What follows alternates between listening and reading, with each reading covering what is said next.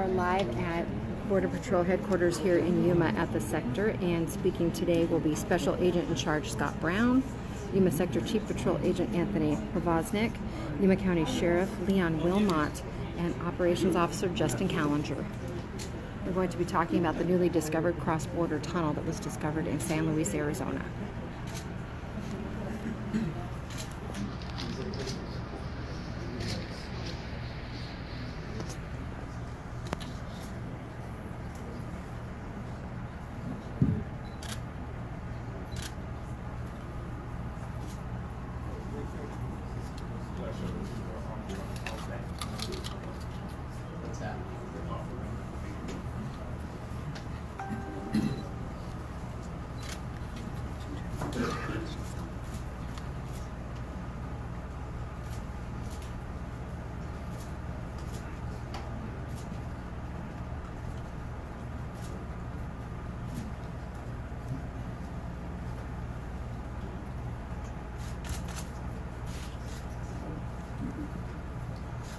Good morning, ladies and gentlemen, and welcome to Yuma Sector Border Patrol Headquarters. I wish to thank Homeland Security Investigations for letting us host this press conference on the joint effort between Homeland Security Investigations, Yuma Sector Border Patrol, and Yuma County Sheriff's Office. This is in concern of the cross-border tunnel that was discovered by these agencies. Please turn your attention to the screen as we watch a short video on the cross-border tunnel.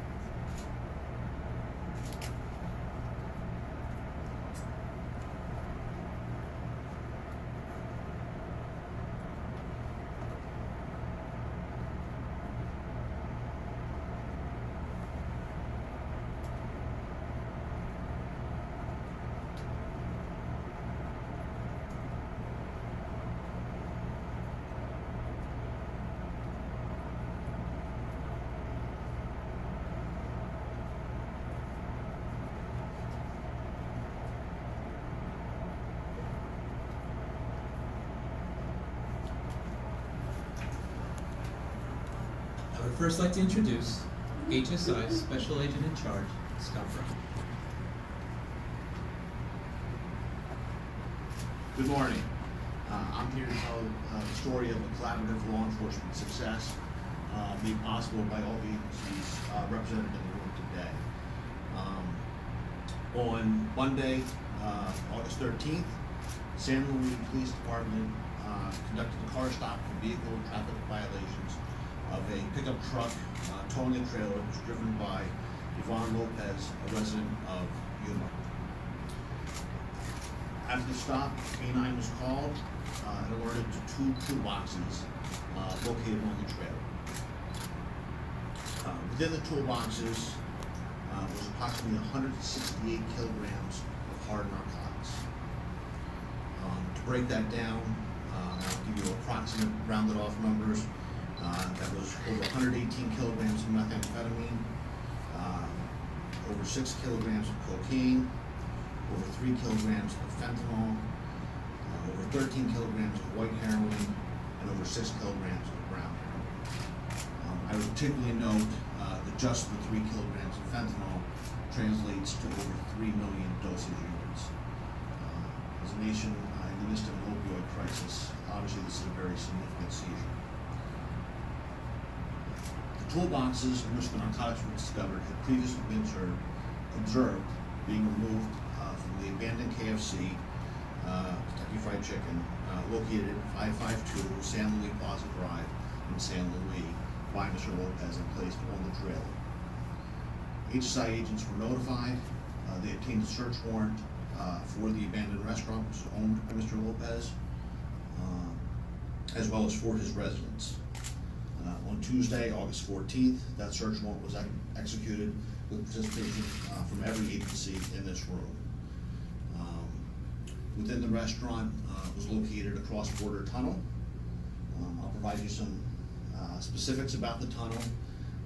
The entrance entered into the U.S. entrance of the tunnel, or exit of the tunnel, came into the kitchen area of the restaurant, an area not viewable from the outside of the restaurant. The opening in the U.S. was only about 8 inches in diameter, not large enough for a person to pass through. The 8-inch opening was cut in the concrete slab floor of the restaurant.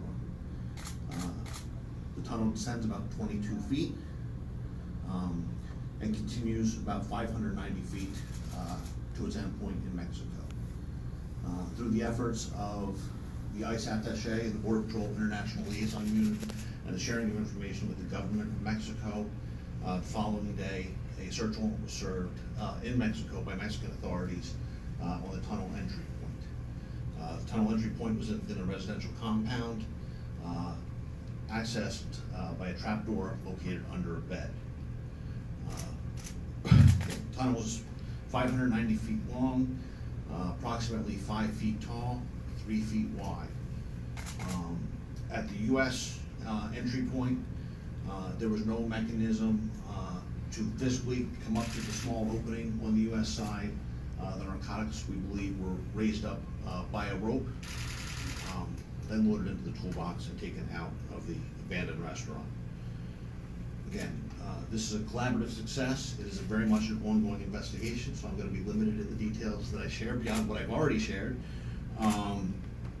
But again, it does not happen without the hard work of the agencies here today, the partnerships that exist in Yuma County through the Border Enforcement Security Task Force, through the Yuma County Narcotics Task Force.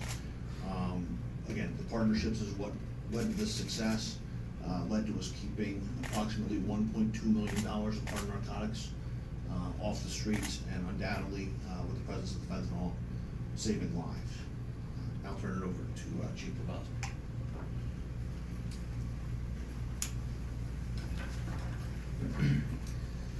Good morning. Thank you for your attendance here today. As the Chief Patrol Agent of the Yuma Sector of the United States Border Patrol, I want to commend the collaborative efforts of all of our law enforcement partners that resulted in the discovery of an active cross-border tunnel in San Luis, Arizona last week. This is another fine example of how a network of federal, state, local, and tribal law enforcement agencies can degrade or defeat a network of sophisticated transnational criminal organizations.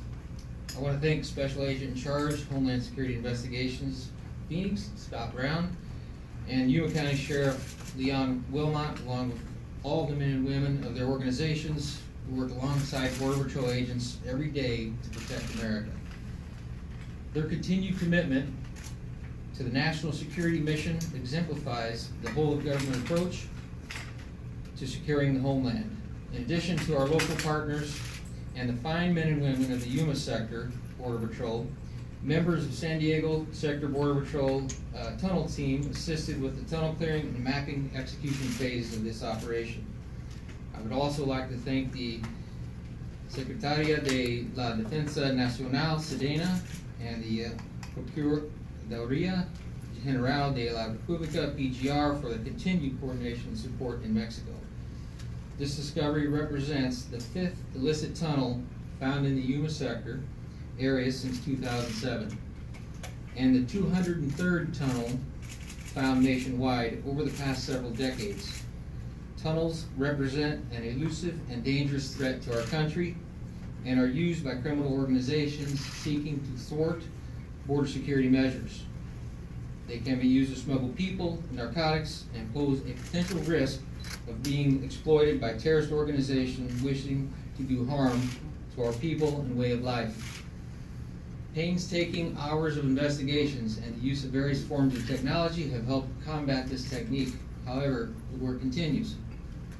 We ask the community at large that if you suspect something or hear of something indicating the potential existence of a tunnel, especially given the, or to please notify us. And one call can make the difference, especially given the opioid epidemic that we are currently facing in this country. Help us secure this nation and keep dangerous drugs from entering the United States. In the near future, once HSI states their investigatory use of the tunnel is complete, U.S. Customs and Border Protection will begin the remediation process. This involves sealing off the tunnel at the entry-exit point in the United States and at the actual border, then filling the tunnel with cement, therefore rendering it useless. The United States Border Patrol, Yuma Sector, is proud of the work accomplished thus far and looks forward to continued collaboration with all of our law enforcement partners, including our neighbors to the south. Rest assured that the men and women of the Yuma Sector, along with our network of partners, will endeavor to counter this and all threats in order to secure our communities and our country. Thank you, and I will now turn it over to my good friend and colleague, Sheriff Wilma.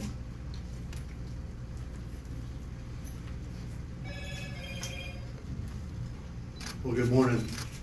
First, I'd like to thank Chief Provoznik and Special Agent in Charge Scott Brown for the opportunity to speak to you today and highlight our continued partnerships in combating the transnational criminal organizations that continue to significantly threaten our national security and prey on our citizens.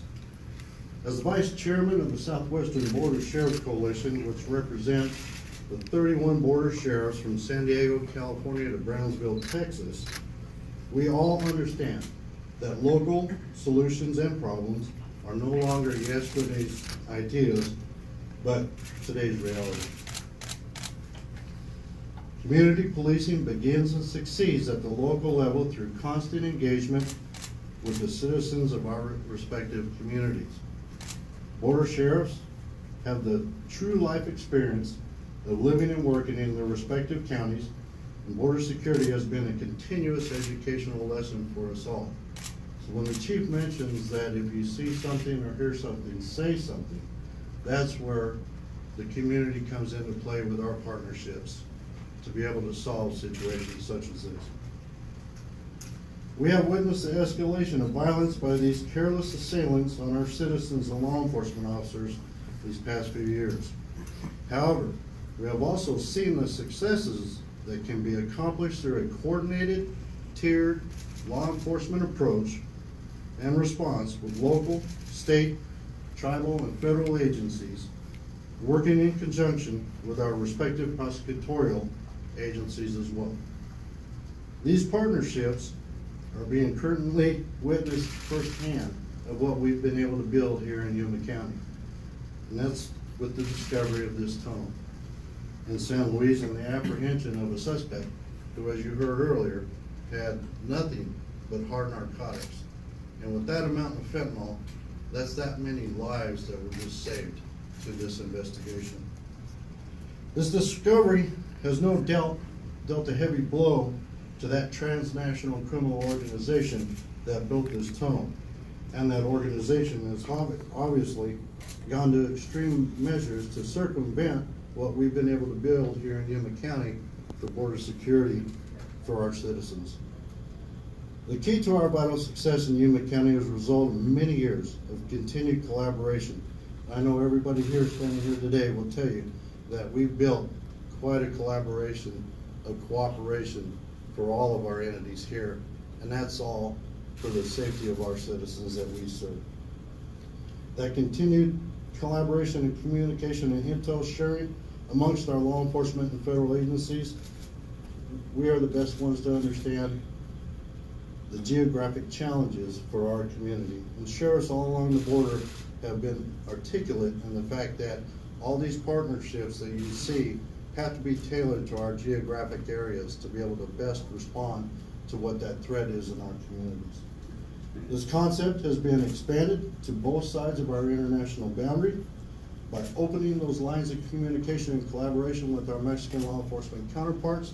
We've been able to successfully curb a lot of the border activities that were going on here many years ago.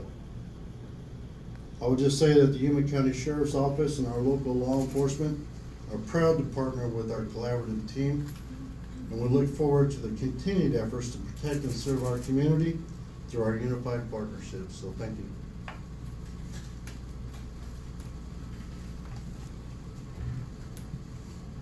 Now we will begin question and answer. Please state your name and the affiliate you're with, and we're limited to one primary and one follow-up. And again, I'll start from this side here. Please raise your hand if you do have a question, and then we'll move forward. Sir. Julio Cisneros from Telemundo. Do you know when the tunnel was built and by whom? I do not have a precise date when the tunnel was built. Every indication we have has been within the last few months, probably around the start of summer. Ultimately, the ownership of the tunnel goes back to the Sinaloa Cartel.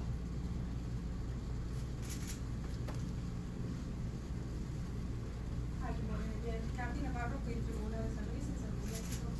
My question is this drug tunnel related to any drug cartel? It's definitely tied to the Sinaloa Cartel. James Gilbert, UMSN.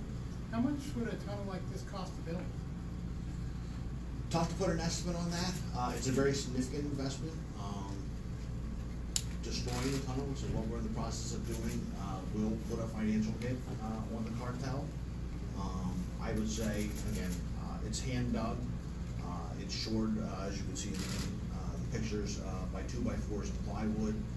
So the material costs, while not appearing significant when you're trying to put 2x4s and plywood for 590 feet and dig that far underground, easily say a couple of $100,000. Would this have been an operation that would have required like a miner or an engineer? We're still mapping the tunnel. It appears to be pretty straight, so yes, there's definitely some professional involvement. Thank you. Sierra Encinas, KYMA. So we know that the ownership of that building changed recently to the Lopez family. So this tunnel is indeed tied to the Lopez family. He owns the building. He was stopped with a significant amount of narcotics. He has been charged via criminal complaint with 4 counts of possession with intent to distribute narcotics. I should note, according to our justice system, he still has a presumption of innocence. Luke, I'm KAWC here in Yuma. Are you confident that the tunnel was used primarily for drugs being brought into the country, or is human smuggling still suspected? In this particular tunnel, very confident it was drugs only. The entrance on the U.S. side was 8 inches by 8 inches. So there's not a way a person could have passed into the U.S. via this tunnel. Lucy Lopez from Noticias.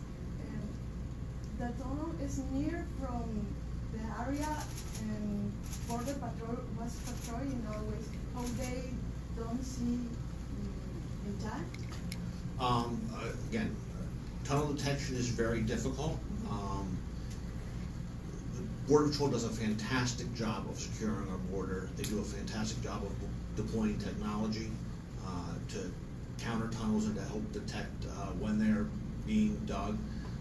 When you're digging by hand, you're not leaving much of a signature, and this was a hand-dug tunnel by all indications. Again, through certainly nothing but superb effort by Border Patrol and all the agencies represented here today, we were to find this tunnel very soon after its completion and mitigate the threat that it poses.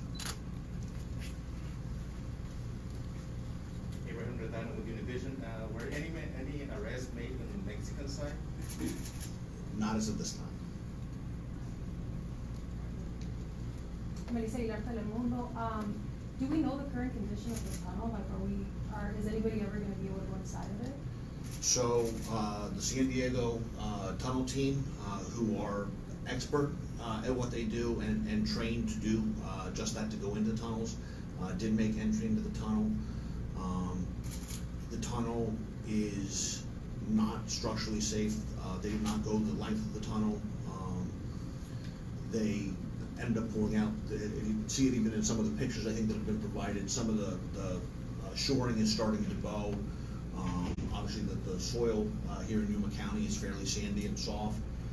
The possibility of a collapse is potentially imminent. So I don't know, kind of other than dropping in at the entry point to take a look down the tunnel, I don't think there's anybody going to be venturing into the tunnel at this point.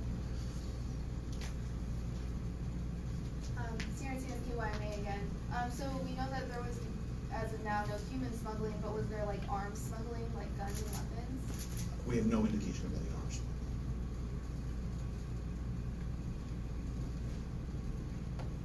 James Gilbert, with the opening that small, is it safe to assume that it was just mainly gonna be used for hard narcotics?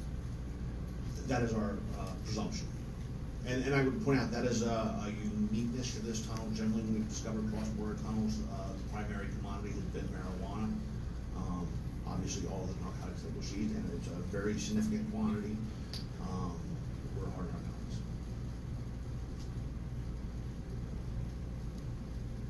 I'm sorry, I do have another question. Is this is this case going to be added to Mr. Guzman case in Brooklyn? No. That's it. Thank you. I can add to that. Mr. Guzman, Loaira, Chapo, for those that didn't follow that, Yes. is already facing significant enough charges that tacking one more tunnel onto it really wouldn't make an appreciable difference. Thank you so much.